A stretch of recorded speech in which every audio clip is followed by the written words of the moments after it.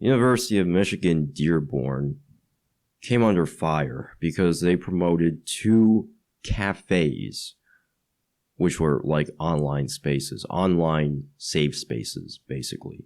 One for students of color and the other for white students. They were scheduled to occur on Tuesday via Zoom. I hate Zoom, bro. It's not secure, bro. Why do people use Zoom? Like, Skype still exists. Discord is an option too, but maybe they use Zoom because they can force people to use their real names. I don't fucking know.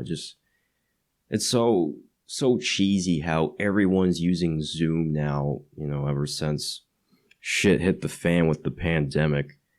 It's like, and I once used Zoom and I tested my microphone quality and it was just so shitty, bro.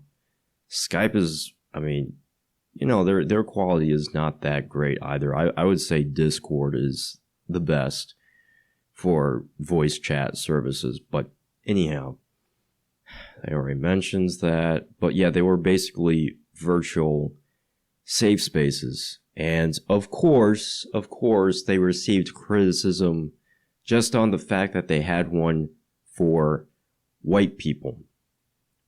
And the school issued an apology, but they were not really apologizing for this idea they had. They rather apologized for the fact that they used the word cafe, because I guess some people thought that they were going to have 2 physical separate buildings that would serve food. That to me is yeah, it's dumb that they used the word cafe, but I think it's dumber to think that they actually meant a real cafe, considering everything with colleges now are going online, so it doesn't really make any sense to think that in the first place. But anyway, they make some more statements like, oh, we're all about inclusivity. Now, I'm just going to tell you this from experience. I don't know if there's anybody who's listening to this that's looking for colleges, but I'm going to tell you from my personal experience, the schools that tend to praise diversity the most are the ones that are actually less diverse in terms of ideology. The school might be ethnically and racially diverse, but when we're talking about an educational institute, if everybody leans to one side of the political spectrum or thinks, about the same on every issue, to the point where people who would disagree feel discouraged to speak about it, is that really a diverse school? And what does that say about the idea of, well, different races automatically means different ideas? And honestly, I think maybe the reason why they used the word cafe was because they just wanted to be like, oh, we don't want to call it a safe space. That's already been used a lot now, so let's just call it a cafe. A dumb word to try to substitute it, I would say, but nonetheless, people are being reasonably upset about this, and I'd say they deserve the criticism. I just think that, look, I don't like the idea of safe spaces in general. I think it is coddling students, because there is no safe space in the workplace. I'm telling you this right now. I've only had 3 jobs. They're all, in the summer because I'm still a college student. There was no safe space. The only safe space you had was going to the bathroom in the stall. And that is probably not the same definition as a lot of people would use when it comes to safe spaces. So safe spaces, from what I've gathered, is rooms where people who are minorities, such as black people or people of color, is a more polite way of saying it, gay people, LGBT people, can talk to, I guess, discuss their experiences of being oppressed or just bad experiences they've had as a gay person, Latino person, whatever.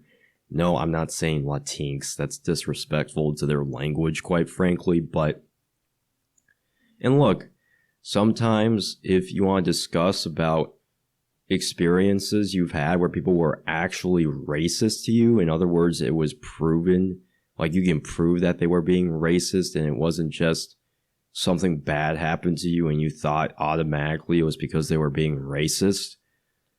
And a black person is probably going to want to talk about that experience to another black person. It wouldn't make sense to talk about that to a white person. They might not understand as much. My problem with safe spaces, however, is that they usually carry this idea of you can't say anything offensive.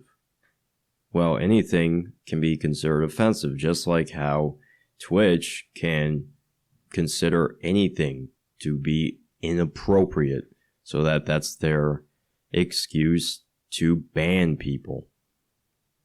And they really just shouldn't have these things on campus, man.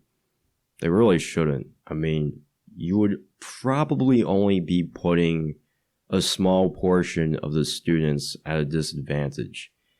And let's talk about race-exclusive spaces in the first place.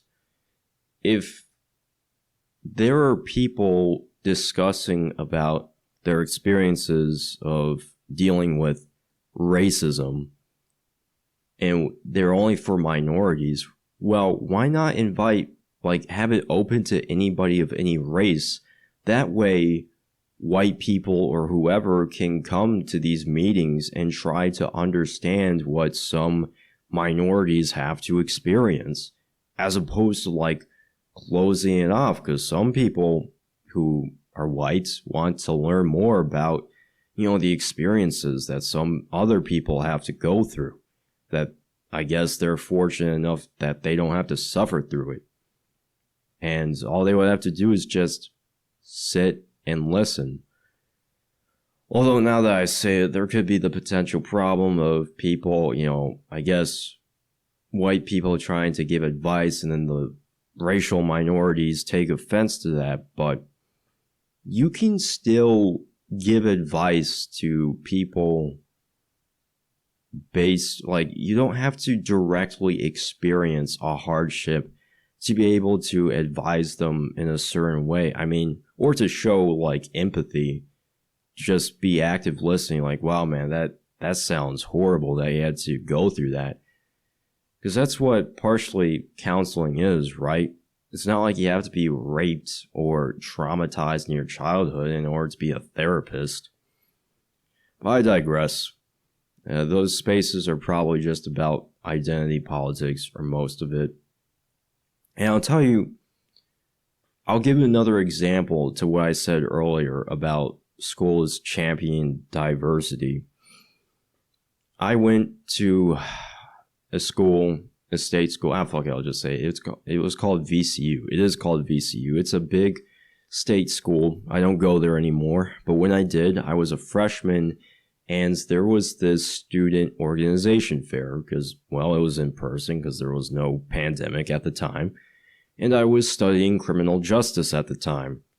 And VCU has a population of black people that contains 30 or 40% roughly.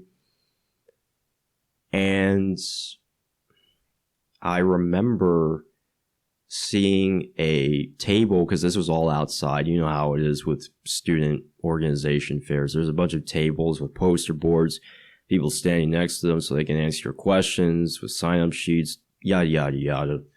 I remember seeing one club that was the Black Criminal Justice Association. And I thought, oh, well, I would love to join a club that, shows interest in the criminal justice field, but it says black in front of it. So does that mean people who aren't black aren't allowed? Now, keep in mind, I'm Asian American. I'm half white, I'm half Asian. And so I guess they would probably take a little more kindly to me asking that question as opposed to a white person. But remember, this school is known for always saying, we're all about inclusion. We're all about diversity. Yeah, well, if you're all about diversity, why are you allowing a club that's just, that at least advertises itself for mostly black people? Black Criminal Justice Association? That doesn't sound like they're welcoming of white people or any other race. Now, as I've said before, they might have let me in because I was white, or not completely white, but who knows, man, who knows? But I'm just saying, on the small chance that the demographic of people who listen to this show are high schoolers, just know that be very wary of schools that always talks about commitment to diversity and inclusion. And I understand a lot of schools are like that nowadays, but I'm just saying the ones who really does it a lot, just be wary of that. That's all I gotta say on that.